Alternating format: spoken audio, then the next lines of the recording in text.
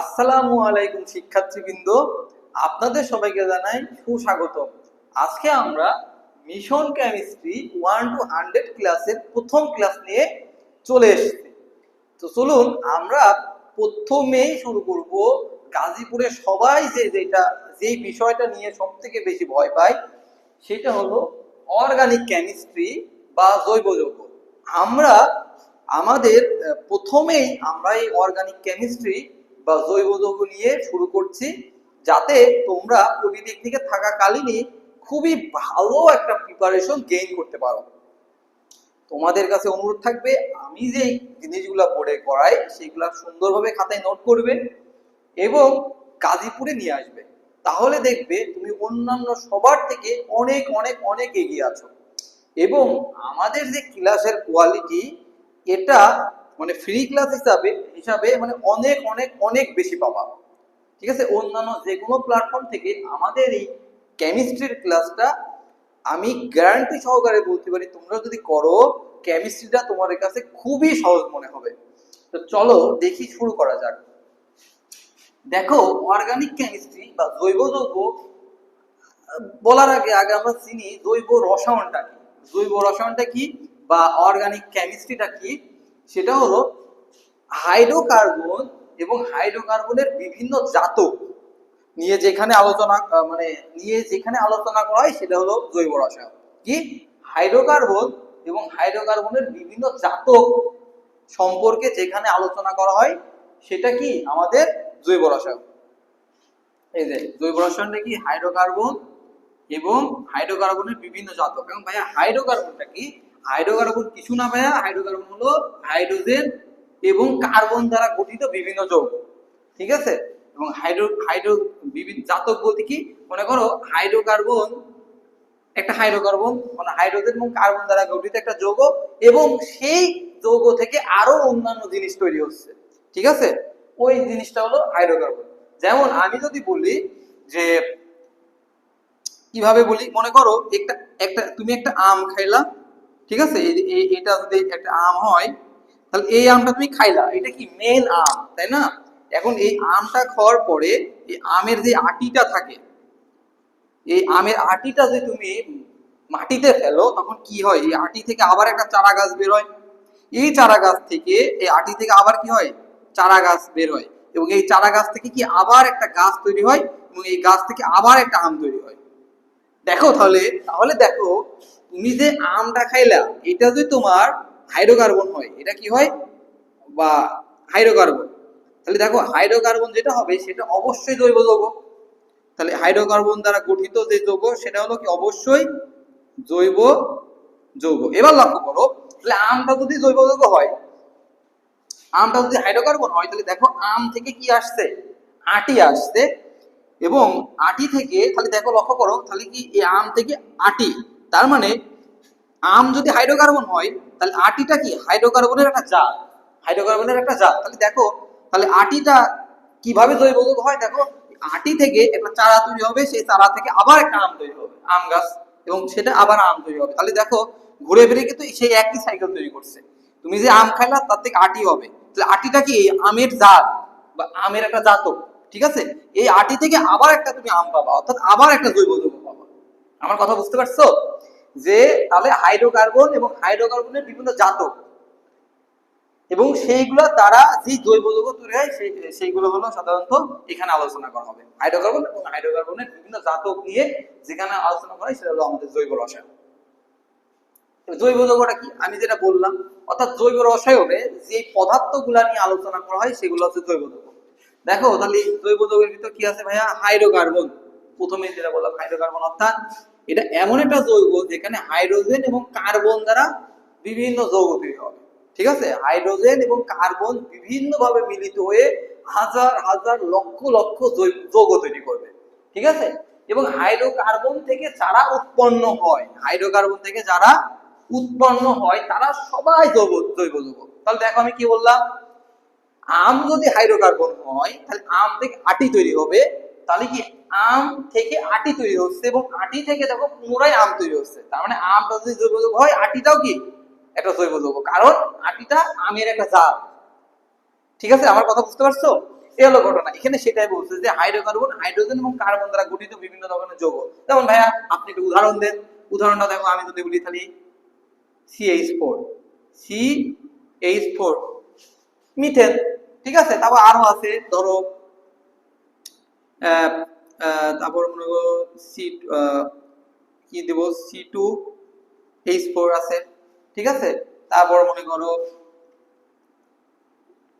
CH CH আছে, এই যে অ্যাসিটিলিন, ঠিক আছে, ইথিন, ইথাইন, এই যে অনেকগুলো, অর্থাৎ হাইড্রোজেন কার্বন দ্বারা যে জিনিসগুলো তৈরি হবে সেগুলো সমস্ত কিছু জৈব যৌগ। আশা করি তোমরা বুঝতে পারছো। আচ্ছা, এই বিষয়টা মানে এই যে হাইড্রোকার্বনের বিভিন্ন জাতক, এই বিষয়টা বোঝার জন্য আমরা একটা বিক্রিয়া দেখি, ছোট্ট একটা বিক্রিয়া দেখি, তাহলে তোমরা ক্লিয়ার হবা বিষয়টা। দেখো ভাইয়া, এই যে এখানে একটা যৌগ দেখা যাচ্ছে, সেটা কি ভাইয়া? CH4, এটার নাম কি ভাইয়া? মিথেন। এটার নাম কি? মিথেন। তোমরা কিন্তু এইভাবে নোট করবা, সুন্দরভাবে এভাবে নোট করবা। আমার যে কথাগুলো বলছি এগুলো তোমরা একটা লাইনে নোট করবা। এটা কি? মিথেন। তার মানে কি ভাইয়া? এটা হাইড্রোজেন এবং কার্বন দ্বারা গঠিত একটা যৌগ। তার মানে এটি কি একটা হাইড্রোকার্বন। এবং এই হাইড্রোকার্বনের সাথে যদি আমরা ক্লোরিন, তোমরা অবশ্যই নাম শুনছো ক্লোরিন, ঠিক আছে, একটা অধাতু। এই ক্লোরিনকে যদি তুমি সূর্যের আলোর উপস্থিতিতে যদি তুমি এদের দুইজনকে এক করো, এই মিথেনের সাথে, মিথেন একটা গ্যাস, এর সাথে যদি এই ক্লোরিনকে সূর্যের আলোর উপস্থিতিতে একসাথে করো বা বিক্রিয়া করো, তখন এদের বিক্রিয়ায় যেটা তৈরি হবে সেটা হলো একটা হাইড্রোক্লোরিক অ্যাসিড তৈরি হবে। কি কি ক্লোরিক? হাইড্রোক্লোরিক অ্যাসিড তৈরি হবে। আর এটা কি তৈরি হবে? এটা হলো 1 ক্লোরোমিথেন। কি তৈরি হবে? 1 ক্লোরোমিথেন। আচ্ছা, এই নামকরণ আমরা পরে দেখব। মনে করো এখানে একটা যৌগ তৈরি হবে, ঠিক আছে। তাহলে দেখো এই বিক্রিয়াটা কিভাবে হয়। এই যে এখান থেকে কার্বনের সাথে যে 4টা হাইড্রোজেন আছে, এরা কি করবে? একটা হাইড্রোজেন এখান থেকে বের হয়ে যাবে, এখান থেকে একটা হাইড্রোজেন বের হয়ে এখানে আসবে, এখান থেকে একটা ক্লোরিন বের হয়ে এখানে আসবে। তাহলে দেখো এখান থেকে যদি একটা হাইড্রোজেন বের হয়ে এখানে আসে, এখান থেকে যদি দুইটা ক্লোরিন থেকে যদি একটা ক্লোরিন এখানে আসে, তাহলে এখানে আর হাইড্রোজেন কয়টা থাকবে ভাইয়া? এখানে হাইড্রোজেন থাকবে কয়টা? 3টা। এই যে এখানে থাকবে হাইড্রোজেন 3টা CH3, আর এখানে থাকবে ক্লোরিন কয়টা? একটা। এই যে ক্লোরিন। তার মানে এই CH3 আর ক্লোরিন মিলে একটা যৌগ তৈরি হবে, আর এই পাশে একটা হাইড্রোক্লোরিক অ্যাসিড তৈরি হবে। বুঝছো? তারপরে দেখো এটা একটা চেইন বিক্রিয়া। তারপর এখানে দেখো একটা 1 ক্লোরোমিথেন তৈরি হয়েছে, তো CH3Cl। এই জিনিসটাকে যদি তুমি আরো সূর্যের নিচে রাখো বা সূর্যের আলোতে রাখো, তখন এই জিনিসটা আবার এখানে আসবে, এসে আবার সেই ক্লোরিনের সাথে বিক্রিয়া করবে। বিক্রিয়া করে, অর্থাৎ ইউভি, আল্ট্রাভায়োলেট রে, ঠিক আছে, আল্ট্রাভায়োলেট রে বা সূর্যের আলো, এখান থেকে আবার ক্লোরিনের সাথে বিক্রিয়া করবে। এখান থেকে একটা হাইড্রোজেন কনভার্ট হয়ে এখানে আসবে, এই ক্লোরিনটা এবং এবং দেখো এখান থেকে একটা ক্লোরিন বের হয়ে এখানে আসবে। আর এখানে তাহলে কয়টা হাইড্রোজেন হইলো এখন? 2টা, এই যে CH2। আর এখান থেকে যে একটা ক্লোরিন ছিল সেই ক্লোরিনটা এখানে এসে যুক্ত হবে। তাহলে এখানে কয়টা ক্লোরিন হয়ে গেল? 2টা। তাহলে এটা কি হলো? CH3Cl2। এবার দেখো আবার এটা যদি তুমি আরো সূর্যেতে রাখো, তাহলে আবার বিক্রিয়া হবে। তাহলে এই CH2Cl2 আবার এখানে আসবে, আবার ক্লোরিনের সাথে বিক্রিয়া করবে। এখান থেকে একটা হাইড্রোজেন বের হয়ে যাবে এখানে, এখান থেকে একটা ক্লোরিন বের হবে এখানে। তাহলে এখানে আর কয়টা হাইড্রোজেন থাকলো? একটা। এই যে CH, আর এখানকার একটা ক্লোরিন এখানে এসে যুক্ত হবে। তাহলে এই যে CH-Cl3। তাহলে এটা এইভাবে হয়ে গেল। তারপর দেখো এই যে CH-Cl3, এটাকে বলে হলো ক্লোরোফর্ম, ঠিক আছে, ক্লোরোফর্ম। এগুলো আমরা পরে দেখবো, তোমরা জাস্ট এখন বিক্রিয়াটা দেখো। তারপর দেখো এই যে CH-Cl3, এটা আবার এখানে আসবে, আবার ক্লোরিনের সাথে বিক্রিয়া করবে। এবার এই হাইড্রোজেনটা আবার এখানে কনভার্ট হবে, এখান থেকে কনভার্ট হয়ে এখানে আসবে, এখানকার ক্লোরিন একটা এখানে আসবে, আর এখানকার ক্লোরিন, সরি এটা ক্লোরিন হবে, এই এখানকার একটা ক্লোরিন এখানে আসবে। আসার পর দেখো এখানে কার্বন একটা হয়ে যাবে, এই যে কার্বন, আর এখানে ক্লোরিন হয়ে যাবে 4টা। এখানে দেখো এটা কি বলতো? এর হলো কার্বন টেট্রাক্লোরাইড। কার্বন টেট্রাক্লোরাইড, এটা কিন্তু একটা জৈব যৌগ। কার্বন টেট্রাক্লোরাইড কি বলো ভাইয়া? এই কার্বন টেট্রাক্লোরাইড কি একটা জৈব যৌগ, জৈব যৌগ, কিন্তু দেখো ভাই এখানে কিন্তু কোনো হাইড্রোজেন নাই, কার্বন টেট্রাক্লোরাইডের ভিতরে কি কোনো হাইড্রোজেন আছে?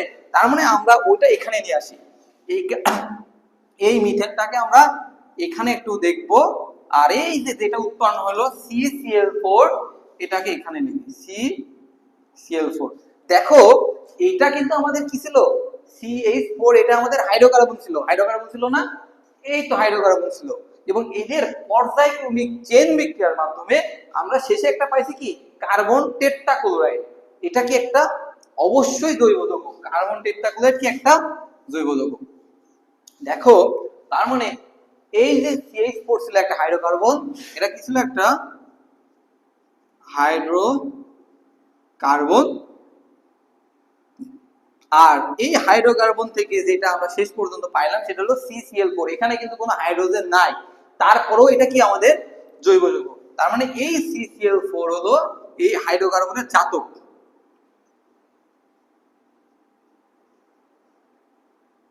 হাইড্রোকার্বনের জাতক বা কি অরিজিন, কি অরিজিন, ঠিক আছে? তাহলে এইটাই আমি বুঝাইলাম যে জৈব যৌগ কি, একটা হাইড্রোকার্বন দ্বারা গঠিত যৌগ, অথবা হাইড্রোকার্বন থেকে যারা যারা উৎপন্ন হবে, এই যে মিথেন থেকে যা যা উৎপন্ন হয়েছে এগুলো সব হাইড্রোকার্বন, যদিও বা ওখানে হাইড্রোজেন থাকুক বা না থাকুক, যেটাই উৎপন্ন হবে হাইড্রোকার্বন থেকে যারা উৎপন্ন হবে সব জৈব যৌগ। CH4 হাইড্রোকার্বন, এবং এর থেকে এটা তৈরি হয়েছে CCl4, যদিও বা এখানে হাইড্রোজেন নাই, শুধুমাত্র একটা কার্বন আছে, তারপরেও এটা কি হবে, আমাদের হাইড্রোকার্বন। আমি এটাই বুঝাইলাম যে জৈব যৌগ কি হাইড্রোকার্বন, এবং হাইড্রোকার্বন থেকে যারা যারা উৎপন্ন হবে তারা সবাই হাইড্রোকার্বন। তো আমরা পরবর্তী ক্লাসে আরো অনেকগুলা বিষয় আলোচনা করব। আজকে জাস্ট সংক্ষিপ্ত একটা ক্লাসে হাইড্রোকার্বন, ঠিক জৈব রসায়ন, জৈব যৌগ এবং এই একটা ছোট্ট বিক্রিয়া দেখছি, এবং এই বিক্রিয়াটা যেটা দেখলাম এটা মোস্ট ইম্পর্টেন্ট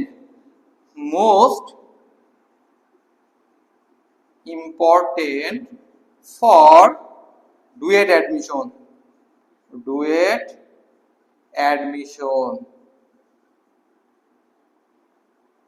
অ্যাডমিশন। তো আশা করি তোমরা যদি ভিডিওটা একবার দেখে না বুঝতে পারো, আমি হয়তো বা একটু জোরে জোরে একটু ভালো একটু বোঝানোর জন্য অনেক স্পিডে কথা বলছি, তোমরা একটু আবার পুনরায় দেখবা, দেখে অন্তত এই জিনিসগুলো একটু বুঝো, হাইড্রোকার্বন কি, জৈব যৌগ কি, জৈব রসায়ন কি, ঠিক আছে, এই যে জাত কি, কার থেকে কে উৎপন্ন হচ্ছে, আমি অনেকগুলা কথা বলছি, এই কথাগুলো তোমরা একটু মেমোরাইজ রাখবা, একটু নোট খাতায় তুলবা, আশা করি তোমরা অনেক ভালো ফলাফল পাবা। এবং নেক্সট ভিডিওতে আমরা আমাদের মেইন পড়াশোনা জৈব যৌগেতে ঢুকবো। তো ভিডিওটা দেখার জন্য ধন্যবাদ। তোমরা তোমাদের বন্ধুদের সাথে আমাদের ভিডিওগুলো শেয়ার করবা, যাতে আমাদের পেজটা মানুষের কাছে পরিচিত হইতে পারে, এবং তোমার বন্ধুরাও উপকৃত হইতে পারে, এবং সবাই উপকৃত হইতে পারে। তো ধন্যবাদ সবাইকে, আসসালামু আলাইকুম।